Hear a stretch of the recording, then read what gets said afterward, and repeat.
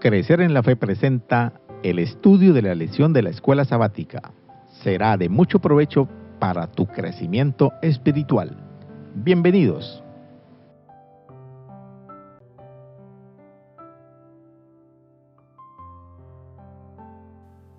En todo el mundo, millones de personas creen que después de fallecer los muertos siguen existiendo de manera consciente e incorpórea. Esta creencia es el fundamento del espiritismo, uno de los engaños más extendidos y eficaces de Satanás.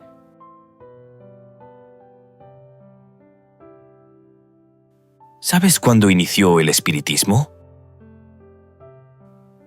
El espiritismo tuvo sus comienzos en el Edén con la mentira de la serpiente a Adán y a Eva. No morirán.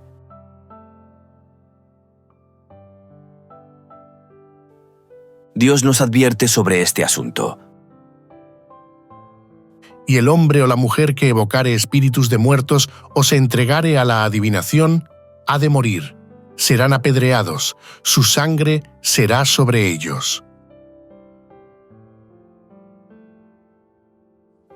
A lo largo de la historia, el espiritismo ha adoptado diversas formas, pero siempre con la premisa subyacente de que la vida continúa incluso después de la muerte. Jamás el hecho de comunicarse con espíritus había estado tan aceptado en la historia de la humanidad. ¿Qué es lo que está pasando? El espiritismo está por todas partes en la sociedad moderna.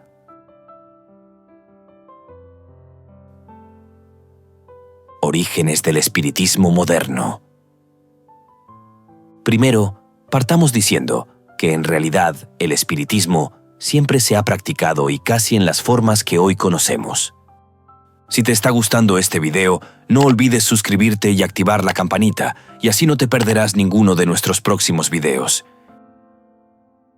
Segundo, fue en la época contemporánea o moderna en Nueva York, en el año de 1848, donde las hermanas Margaret Fox, de 15 años, y Kathy Fox, de 12 años, se quejaban de escuchar golpeteos extraños en su casa. Se consideró que la casa estaba encantada. Las hermanas afirmaban hablar con los muertos e incluso manifestaron haber desarrollado un código que les permitía comunicarse con el espíritu que según ellas estaba haciendo los ruidos extraños. Estos hechos se propagaron como la pólvora por toda América. Las noticias sobre este suceso dieron nacimiento al espiritismo moderno. Al final de sus vidas, las hermanas confesaron que todo era un fraude y los golpes los producían con los dedos de los pies golpeando sobre cajas de resonancia. Sin embargo, ya era tarde. En 1854, los espiritistas contaban ya, en América, con más de 3 millones de fieles dirigidos por más de 10.000 médiums. Pero fue hasta el año de 1857 cuando se hace la publicación del libro de Los Espíritus, escrito por el francés Allan Kardec, que contiene las bases para esta práctica.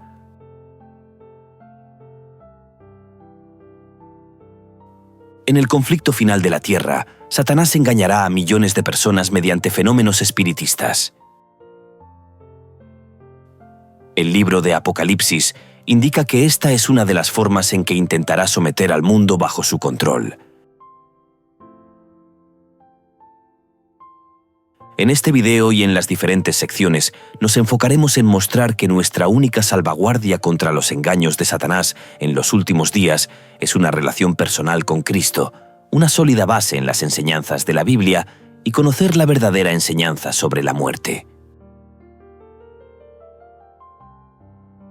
La lección de esta semana se basa en El conflicto de los siglos, capítulos 31 al 34.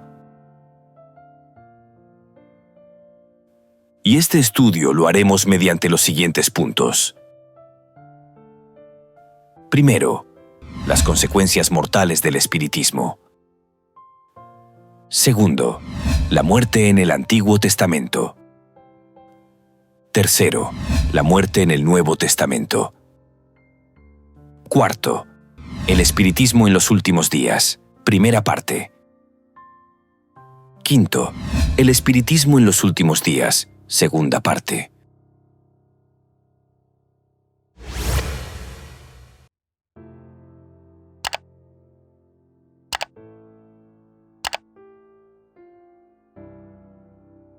Las consecuencias mortales del espiritismo.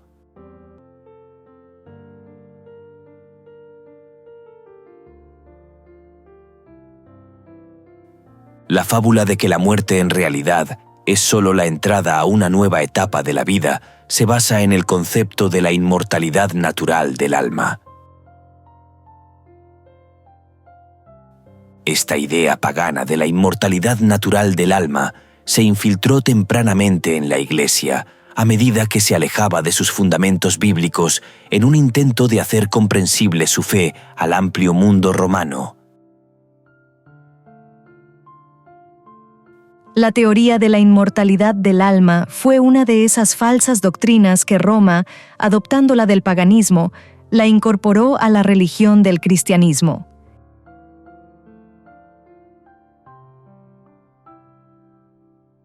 El espiritismo moderno, el mundo le hacen llamar federaciones espiritistas y abordan varios campos. ¿Cuáles son algunos campos que aborda el espiritismo moderno? El ocultismo, la adivinación, la hechicería, la comunicación con los ángeles, la sanidad, la magia esotérica y el satanismo.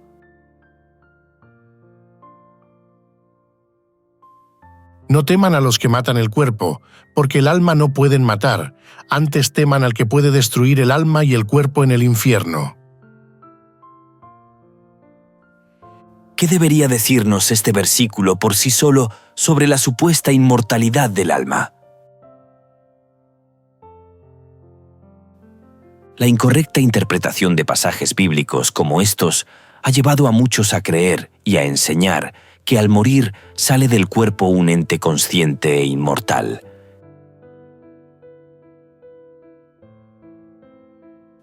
El sustantivo alma, usado aquí en Mateo capítulo 10, versículo 28, proviene del término griego sujé. Significa aliento, vida, espíritu. Y en este vocablo, sujé, no hay nada que insinúe ni siquiera remotamente una entidad consciente que pueda sobrevivir a la muerte del cuerpo o que sea inmortal. La Biblia nunca emplea el término sujé para referirse a un ser consciente capaz de existir aparte del cuerpo.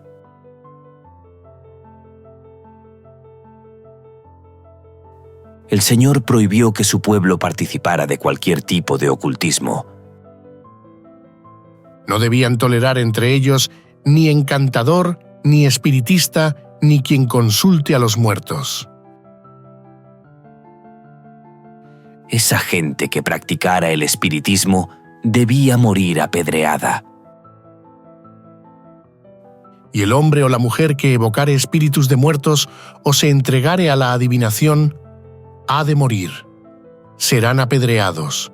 Su sangre será sobre ellos.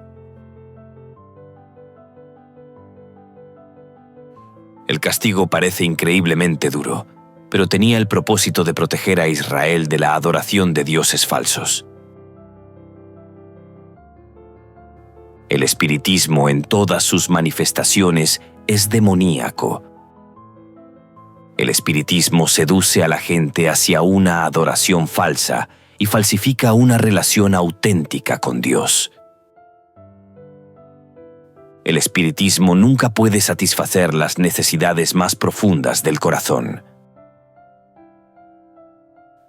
El espiritismo está en el centro del plan de Satanás para cautivar al mundo. Pero Jesús, por su gracia y su poder, libera a los cautivos de las cadenas del mal que los atan al espiritismo. Si te estás gustando este video, no olvides darle me gusta, dejar tus comentarios y sugerencias. Tu opinión es importante. La Biblia tiene suficiente luz acerca de lo que sucede en la muerte y sobre la comunicación con los muertos. Porque los que viven saben que han de morir, pero los muertos nada saben, ni tienen más paga, porque su memoria es puesta en olvido. Recuerda, oh Dios, que mi vida es como un suspiro, y que nunca más tendré felicidad. Nadie podrá volver a verme. Pondrás en mí tus ojos y dejaré de existir. Como nube que pasa y se deshace, así es el que baja al sepulcro. Jamás regresa de allí, sus familiares no vuelven a verlo. Y cuando les digan, consulten a los adivinos y a los espiritistas que susurran y murmuran, digan, ¿no debe un pueblo consultar a su Dios? ¿Acaso consultará a los muertos por los vivos? La creencia de que los muertos van directamente al cielo al morir, aunque no es bíblica, ha existido durante tanto tiempo como ha existido la observancia del domingo, y está tan firmemente arraigada que es muy difícil que la gente la abandone. Las personas utilizan algunos textos sacados de contexto para tratar de justificar esta falsa creencia de la inmortalidad del alma.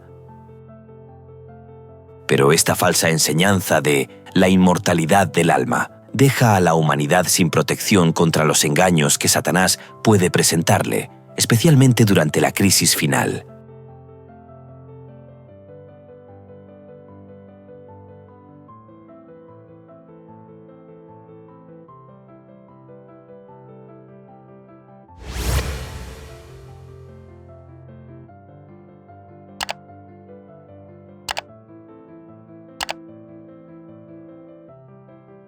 La muerte en el Antiguo Testamento.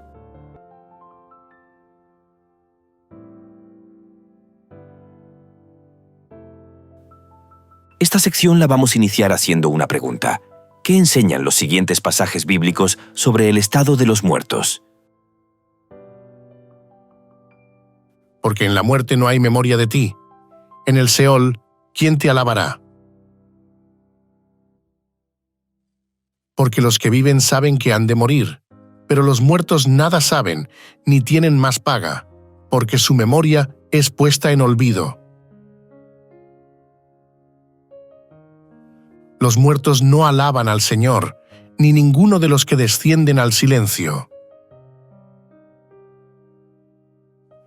Los anteriores pasajes bíblicos enseñan que las personas que mueren quedan inconscientes y simplemente eran sepultadas.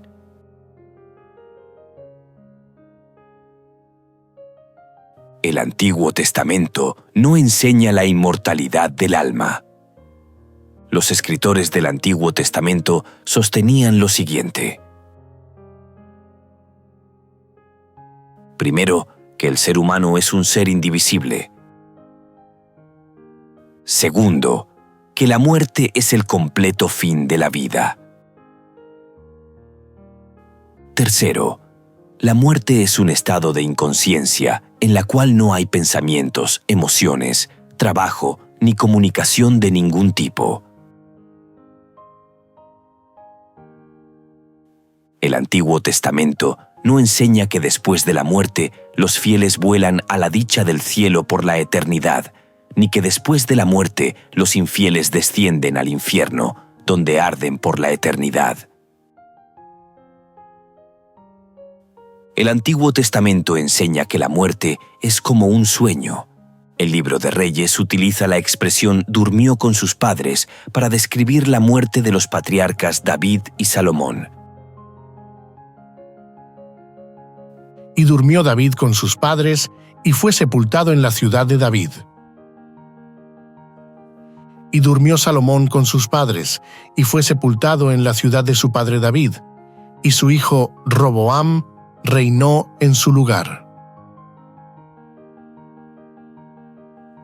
Los salmos la llaman a la muerte como el sueño de la muerte.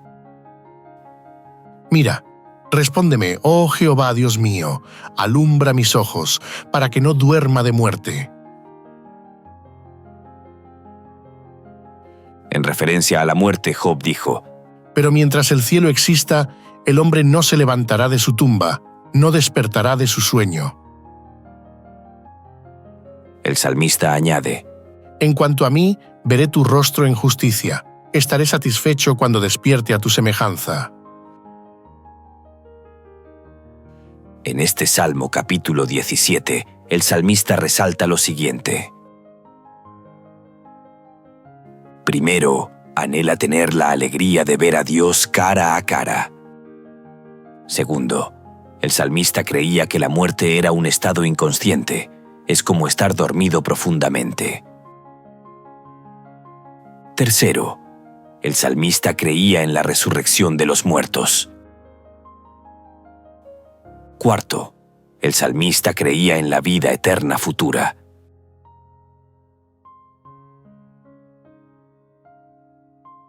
En el contexto de la derrota y la destrucción del ejército asirio, el Salmo 76, versículo 6, llama a la muerte de los soldados como profundo sueño. A tu reprensión, oh Dios de Jacob, jinete y caballo cayeron en profundo sueño.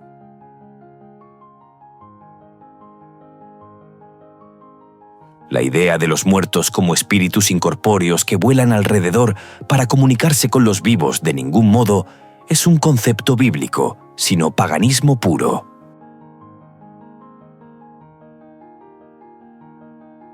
No entender la verdad sobre la muerte nos deja expuestos a los engaños de Satanás. El pensamiento inspirado dice: Muchos serán confrontados con espíritus de demonios que personificarán a parientes o amigos queridos y que proclamarán las herejías más peligrosas. Estos espíritus apelarán a nuestros más tiernos sentimientos de simpatía y harán milagros con el fin de sostener sus asertos. Debemos estar listos para resistirlos con la verdad bíblica de que los muertos no saben nada y de que los que aparecen como tales son espíritus de demonios.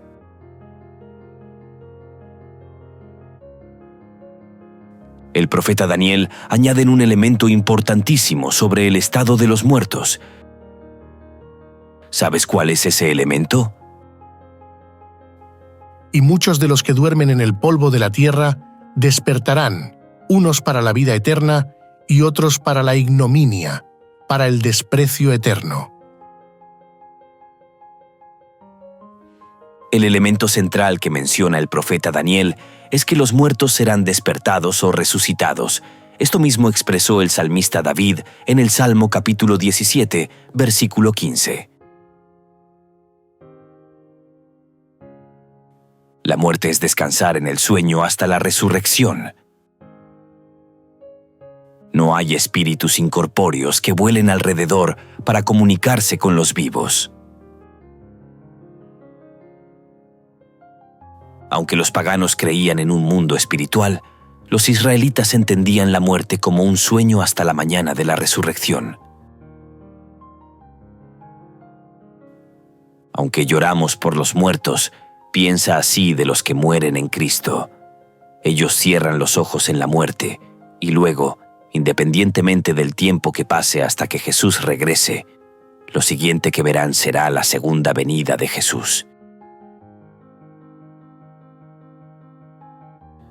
Recuerda, el primer pensamiento que podrían llegar a tener en la resurrección es: ¡guau! Al fin y al cabo, Jesús realmente regresó pronto.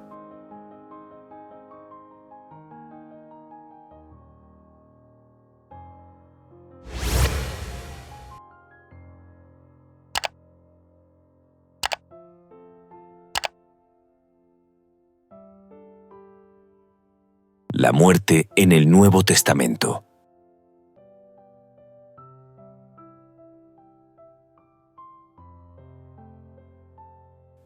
Para comprender qué es la muerte, qué sucede con una persona al morir, debemos entender primeramente qué es la vida.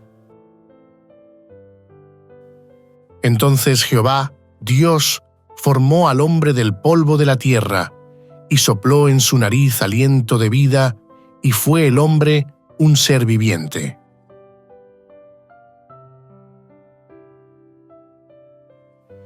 Aquí en Génesis se mencionan varios elementos cruciales. Dice que Dios formó al hombre del polvo de la tierra.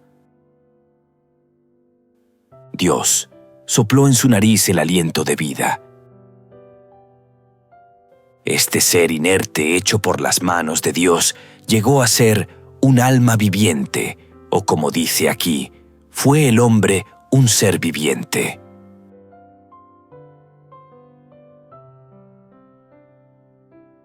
Los tres componentes relacionados con la vida son los siguientes.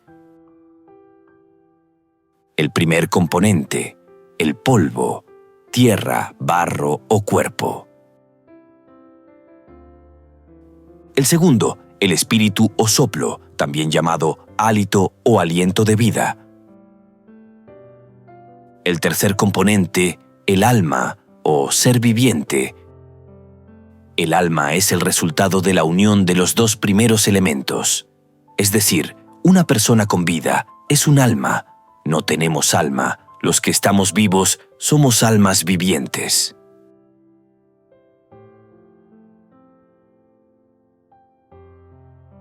Podemos decir que la fórmula de la vida es la siguiente. Tierra más soplo de vida igual a ser viviente. O también se puede decir de la siguiente manera. Cuerpo inerte más espíritu igual a alma viviente. El solo cuerpo es un elemento inconsciente. El solo espíritu también es un elemento inconsciente. Los dos elementos unidos dan como resultado un ser viviente consciente. Podemos concluir que el ser viviente se compone de dos elementos, pero es una unidad indivisible.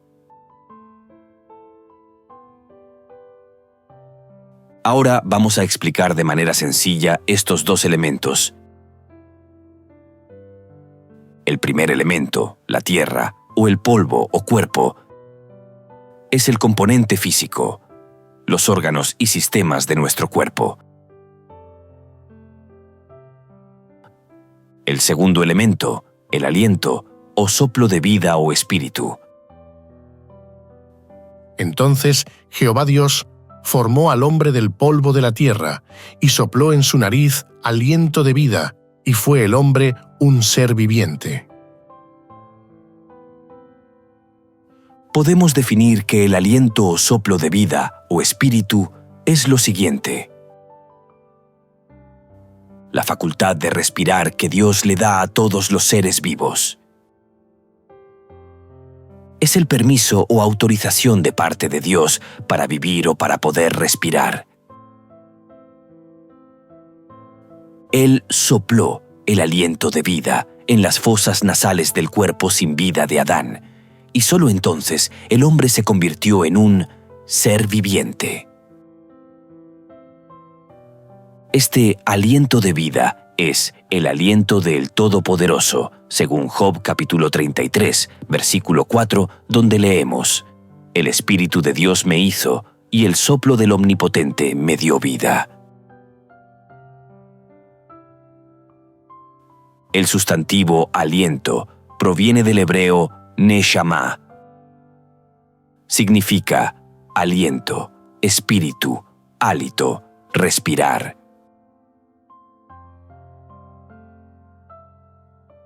El sustantivo espíritu proviene del hebreo ruaj, que significa viento o aliento.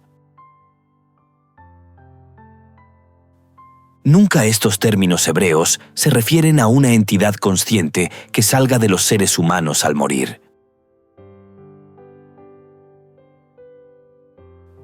Ahora preguntémonos, ¿qué es la muerte? Cuando el cuerpo se separa del espíritu, el resultado es la muerte.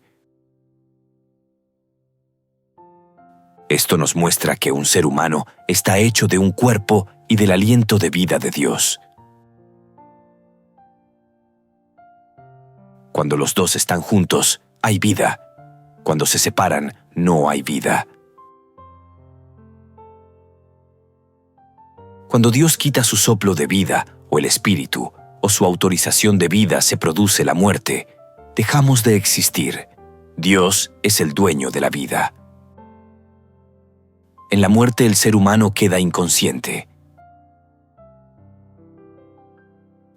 En la muerte, ¿qué sucede con el cuerpo? Al morir una persona, el cuerpo o polvo vuelve a la tierra.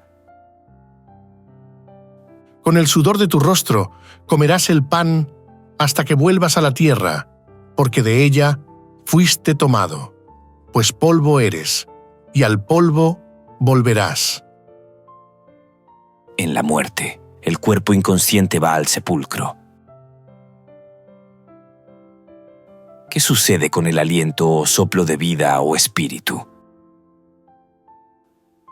En el instante de la muerte, el soplo de vida o espíritu o autorización de vida vuelve a Dios, es decir, Dios la quita. Y el polvo vuelva a la tierra como era, y el espíritu vuelva a Dios que lo dio. Si tenemos claro esta doctrina, nunca seremos engañados por Satanás con la mentira de la inmortalidad del alma.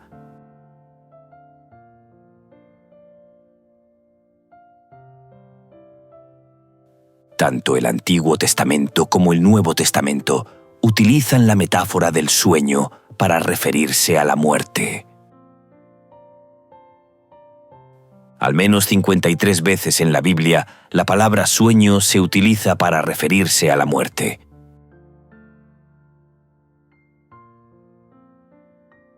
Dicho esto, les dijo después: Nuestro amigo Lázaro duerme, mas voy para despertarle. Pero Jesús decía esto de la muerte de Lázaro, y ellos pensaron que hablaba del reposar del sueño.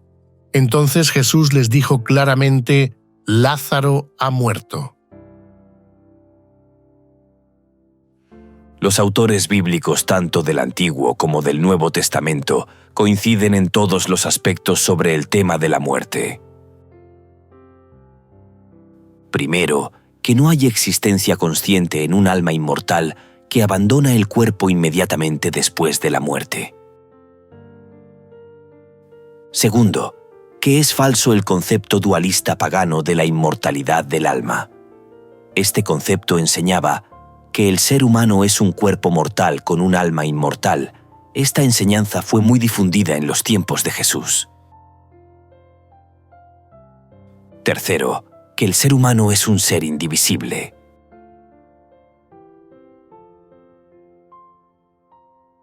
El Nuevo Testamento añade una dimensión adicional, ya insinuada en el Antiguo Testamento: la gloriosa resurrección al momento de la venida de Cristo. He aquí, os digo un misterio. No todos dormiremos, pero todos seremos transformados, en un momento, en un abrir y cerrar de ojos, a la final trompeta, porque se tocará la trompeta, y los muertos serán resucitados incorruptibles, y nosotros seremos transformados. Porque es necesario que esto corruptible se vista de incorrupción, y esto mortal se vista de inmortalidad.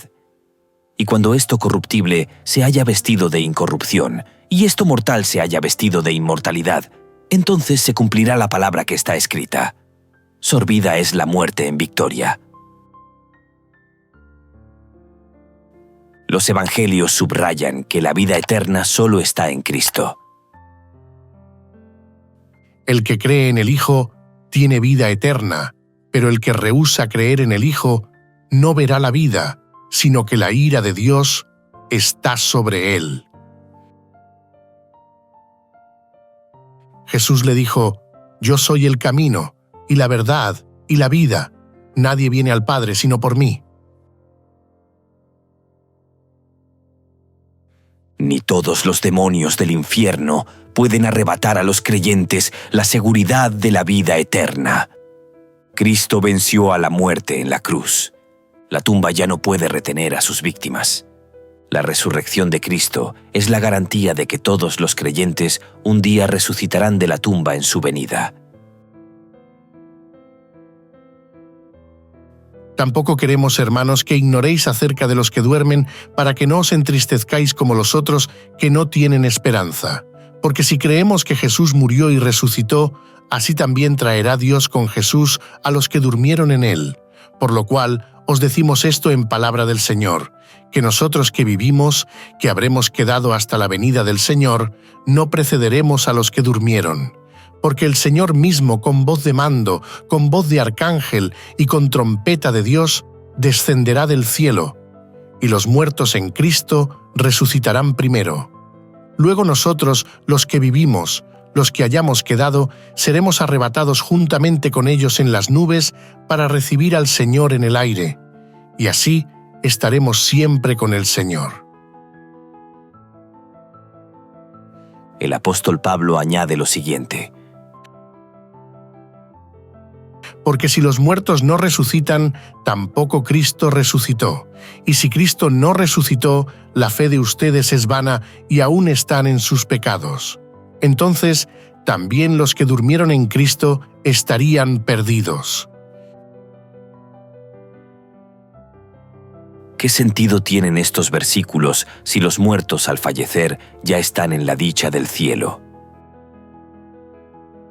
Al contrario, el argumento de Pablo es que la resurrección de Cristo es el fundamento de nuestra propia resurrección y que sin la resurrección, la fe de ustedes es vana y aún están en sus pecados, y los muertos permanecen en la tierra, perdidos. Estos versículos encajan perfectamente con otros textos bíblicos sobre la esperanza que tenemos en la resurrección al momento de la venida de Jesús. Veamos lo que dice el apóstol Pedro. Bendito el Dios y Padre de nuestro Señor Jesucristo, que según su grande misericordia nos hizo renacer para una esperanza viva, por la resurrección de Jesucristo de los muertos, para una herencia incorruptible, incontaminada e inmarcesible, reservada en los cielos para vosotros. Preguntémonos, sin embargo, si los muertos ya están en el cielo, ¿por qué habla Pedro de una herencia reservada en el cielo para nosotros? Recuerda, es evidente que los creyentes del Nuevo Testamento anhelaban la venida de Cristo y la resurrección de los muertos, y esta esperanza les inspiraba fidelidad en las pruebas de la vida.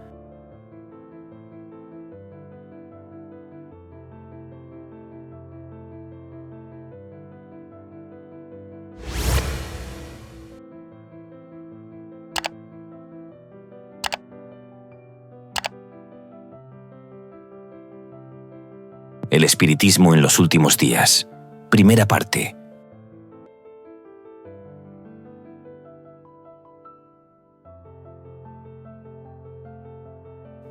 En los últimos días de este planeta, la humanidad en general y el mundo cristiano se enfrentará a toda clase de engaños. Veamos algunos textos bíblicos. Porque vendrán muchos en mi nombre diciendo, yo soy el Cristo, y a muchos engañarán, y muchos falsos profetas se levantarán, y engañarán a muchos. También hace grandes señales, de tal manera que aún hace descender fuego del cielo a la tierra delante de los hombres, y engaña a los moradores de la tierra con las señales que se le ha permitido hacer en presencia de la bestia, mandando a los moradores de la tierra que le hagan imagen a la bestia que tiene la herida de espada, y vivió.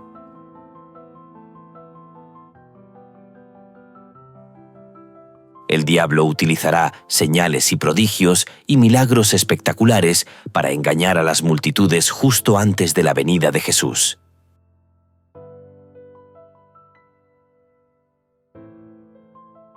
Ángel Rodríguez, pastor y escritor adventista, hace esta reveladora declaración sobre el poder engañoso de los espíritus demoníacos. Su poder de persuasión no se encuentra en el contenido de su mensaje, sino en el poder de las manifestaciones sobrenaturales llamadas señales o milagros. Realizan o hacen señales, apelando así al lado afectivo de los seres humanos más que a sus capacidades discrecionales y racionales. El hecho de que los demonios realicen estas señales muestra que la fuerza unificadora del mensaje de los tres demonios, el dragón, la bestia y el falso profeta, es de naturaleza espiritista. Dios no es su fuente u origen. A medida que el conflicto cósmico se acerque a su fin, el poder demoníaco entrará en la arena de la historia humana de una manera sin precedentes. El espiritismo, cuyo fundamento mismo es la enseñanza de la inmortalidad del alma, que no es bíblica, tomará cautivo prácticamente a todo el mundo. Debemos hacernos las siguientes preguntas. ¿Por qué es peligroso confiar en nuestras emociones? ¿Qué papel bueno y malo desempeñan las emociones en nuestra experiencia de fe? ¿Cómo puede Satanás eludir nuestros procesos de pensamiento y apelar a nuestros sentimientos? Para encontrar respuesta a estos interrogantes, leamos el siguiente pensamiento inspirado. Satanás ha estado preparándose desde hace tiempo para su último esfuerzo para engañar al mundo. Poco a poco Satanás ha preparado el camino para su obra maestra de seducción, el desarrollo del espiritismo. Aún no ha logrado realizar completamente sus designios, pero lo conseguirá en el poco tiempo que nos separa del fin. Todo el mundo, menos los que estén protegidos por el poder de Dios a través de la fe en su palabra, será incorporado a las filas de los engañados. La gente se está dejando adormecer en una seguridad fatal y solo despertará cuando la ira de Dios se derrame sobre la tierra.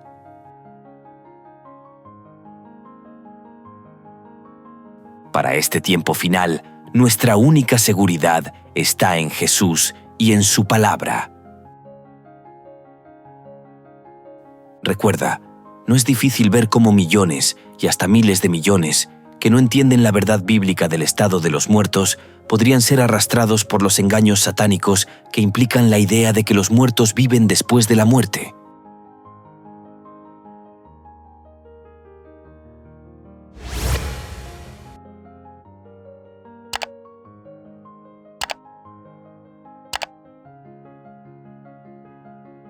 El espiritismo en los últimos días.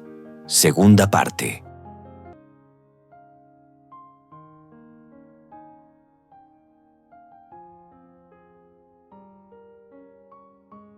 Nuestra esperanza de salvación está cimentada en Cristo. Sus manos manchadas de sangre nos llaman a aceptar el sacrificio tan gratuitamente ofrecido a un costo infinito. Pronto Cristo regresará para reclamar a los suyos. Tito capítulo 2, versículo 13. Utilizará la expresión «la bendita esperanza» para referirse a la segunda venida de Cristo. El objetivo de Satanás es destruir esta esperanza. Hará milagros, señales y prodigios, cualquier cosa que pueda alejar a la gente de la verdad bíblica y de la salvación en Cristo. El pueblo fiel a Dios se caracteriza en Apocalipsis capítulo 14 por dos cosas. Aquí está la paciencia de los santos, los que guardan los mandamientos de Dios y la fe de Jesús. En la lucha final, Satanás hará todo lo posible para impedir que la gente guarde los mandamientos de Dios, o tenga la fe de Jesús, o ambas cosas. De allí la necesidad de tener cuidado con cualquier enseñanza que, aunque venga acompañada de señales, prodigios y milagros, nos aleje de cualquiera de estas dos características del remanente. Para este tiempo final, obrará un poder engañoso especial de Satanás, el cual tendrá una manera particular de obrar. En las Sagradas Escrituras encontramos luz sobre este asunto. Entonces, si alguno os dijere, mirad, aquí está el Cristo, o mirad, allí está, no lo creáis. porque se levantarán falsos cristos y falsos profetas y harán grandes señales y prodigios, de tal manera que engañarán, si fuere posible, aún a los escogidos. Ya os lo he dicho antes. Así que, si os dijeren, mirad, está en el desierto, no salgáis, o mirad, está en los aposentos, no lo creáis. Porque como el relámpago que sale del oriente y se muestra hasta el occidente, así será también la venida del Hijo del Hombre.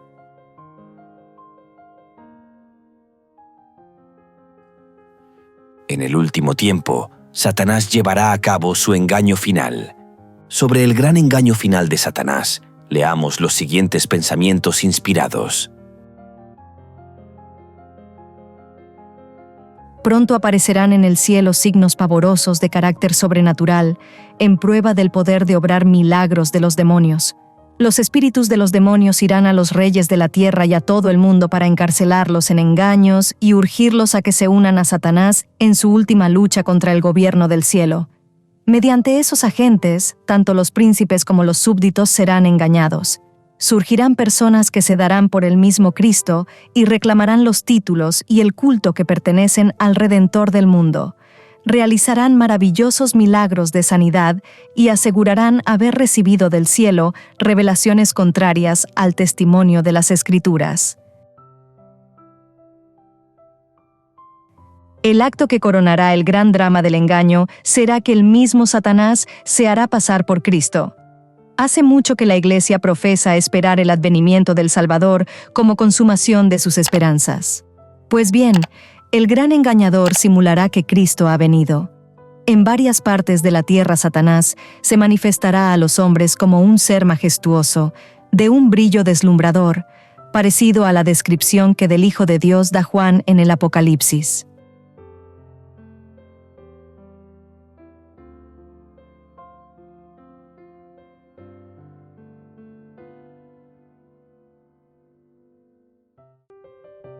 Crecer en la Fe les invita y les motiva a seguir estudiando las Sagradas Escrituras a través de este material. Y recuerda suscribirte a nuestro canal, comentar, compartir, activar la campanita y darle like. Esto será de gran ayuda para el crecimiento de nuestro ministerio y así poder llegar a muchas personas más. Gracias por tu apoyo. Dios te bendiga.